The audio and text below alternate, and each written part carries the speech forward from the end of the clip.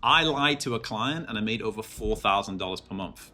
Here's the story. So back when I was first getting into freelancing, I was typically charging around $500 to $700 for social media management work. And I ended up taking a sales call where the guy said, well, how much is this going to cost? But something compelled me that day to just go out on a limb and just say, what is your budget? And usually I would always say like, oh, it's $500 and it's this amount of hours and I had like a little package and so on. Something on that day compelled me to say, you know what, let me just see what they say. And what was crazy was they turned around and said, look, we have a budget of about $4,000 to $5,000. And I remember like I was on mute and I was thinking, holy shit, like, okay. And I was like, I don't think it's gonna cost anywhere near 5,000. I think 4,000 is a lot more reasonable because of this, and this. And I actually just completely lied. And I ended up closing that client. And what's funny is that client, I ended up doing so much work for and learning so much from that process. It was like for a game development company that I ended up actually really improving in my skill set. But if I hadn't have just said, well, what is your budget? Then I never would have known that there were clients out there that were willing to pay that much.